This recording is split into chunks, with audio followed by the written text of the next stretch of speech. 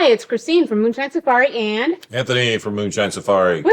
Yeehaw. We are up to chapter 12 from the first book of Outlander, which is actually Outlander. If you want to check out any of our past episodes, go to moonshinesafari.com. You can get to them all from there. Oh, yeah, and we have some blog merch over there as well. Moonshinesafari.com. And it's not all Outlander themed, so it's just fun. Check it out. Yeah, that was the commercial. That was commercial, right, exactly.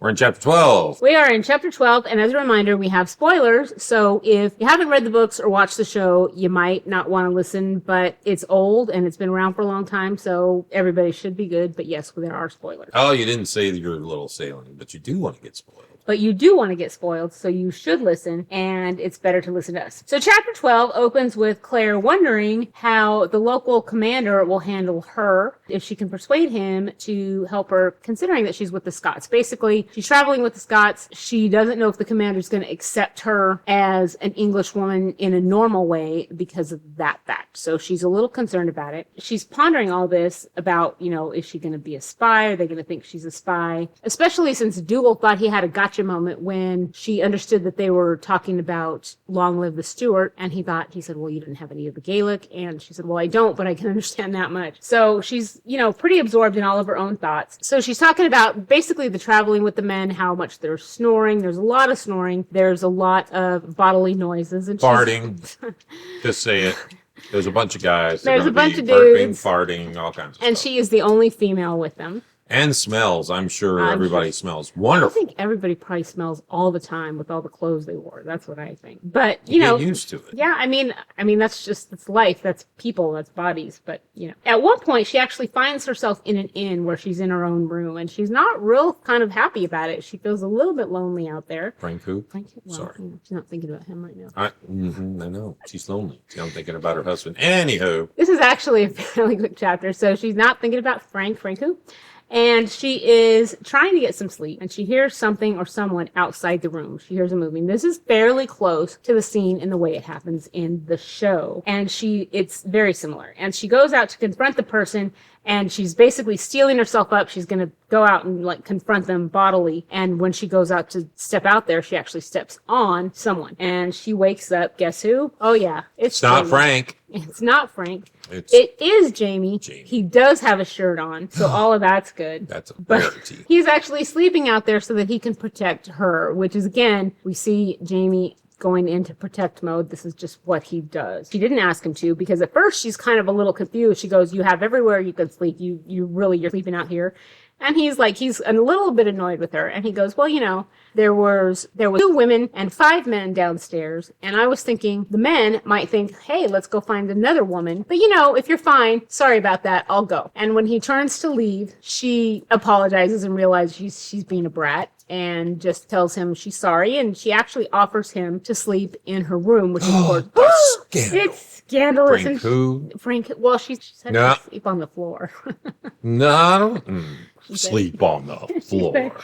But he won't go anyway, because he said it would ruin her reputation. Well, he's the good one. He is very cognizant of her reputation. She's not. It's pretty funny, but it does end friendly. She says she's sorry. He won't come and sleep in her room, but she does give him her blankets that she wasn't planning to use anyway. And so all that's good. It ends in a friendly way. Mm-hmm. Platonically friendly.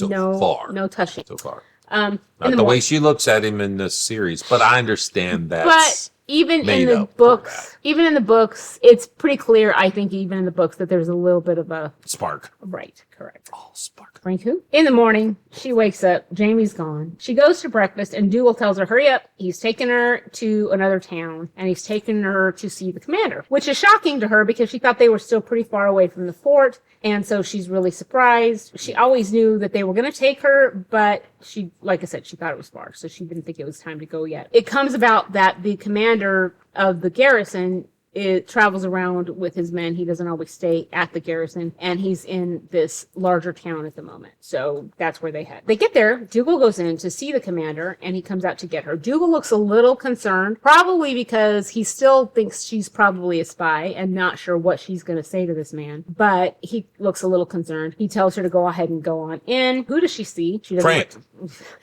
Frank, The actor that plays Frank she in the sees series. pre-Frank. She sees ancestor Frank. Well, ish. He is expecting her. He figures it's her when he hears the story from Dougal that there's this woman that they think might be a spy and might be working for him. He figures it's her, and he's not surprised at all to see her. He tells her he doesn't believe anything she says. He says there's no Beechams in Oxfordshire.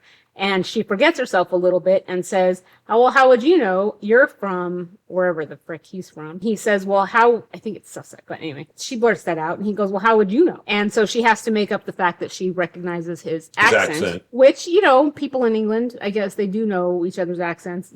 To me, English accent sounds like an English accent. Didn't he say something about his parents would have been upset because of the school? Because they paid for a tutor and he was not supposed to be able, not supposed to be able to tell where he was from his accent. It's all breathing. So yes, and he's from kind of a blue blood-ish family, aristocratic family, and so, not royalty or anything, it doesn't matter. So she tries to innocent her way out of it. She says, look, I'm just here. I need to get back to Inverness. I need to get to France. And what she's really hoping is to get to Inverness so she can get to the Stones. The idea is to go through the Stones back to Frank. Mm-hmm. You remember, she's worried about Frank. Sure she is. So she's trying to get back to the Stones, trying to get back to Frank, and he's asking her more questions, and he doesn't believe anything she's saying. And she's kind of trying to go, come on, I'm not a spy, I'm not working for you. He basically thinks she's being nonchalant and dismissive about it, and he doesn't like it at all. He doesn't believe anything she said. So he asks her at one point, does she speak French? He asks her in French if she speaks French, and she's like, well, yeah. She answers him, and so he's still trying to figure her out. He has another soldier, finally, when he feels like she's being dismissive, he has another soldier grab her by her arms and hold her elbows behind her, and he hits her in the stomach, hardcore hits her in the stomach like a man would hit in a fight. And this is something that the Claire in the books, she's never been hit like this before, and she's just shocked. She's shocked for a lot of reasons, partly because he looks so much like Frank that in some ways she still kind of is trying to relate to him like she would to Frank, which doesn't work. And in other ways, because she's just never been hit like that.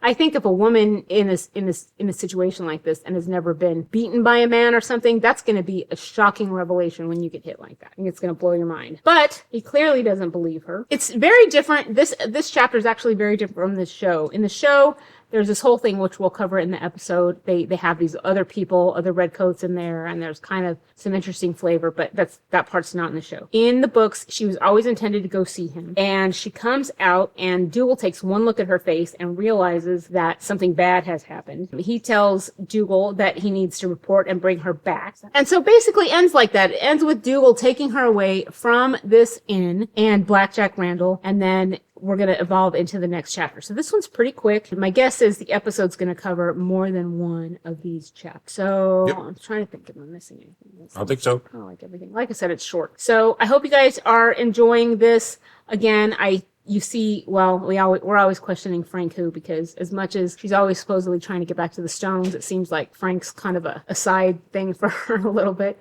There's an obvious spark between her and Jamie. Jamie is always trying to protect freaking everybody with his body and always getting hurt for it. Yeah, that's it. So please check out moonshinesafari.com. Check out for the previous episodes as well. And like I said, I'm trying to join which episodes cover which chapters and stuff. So if you guys have any suggestions, we'd like to hear it. Otherwise, we will see you for the next chapter. Ciao. Bye.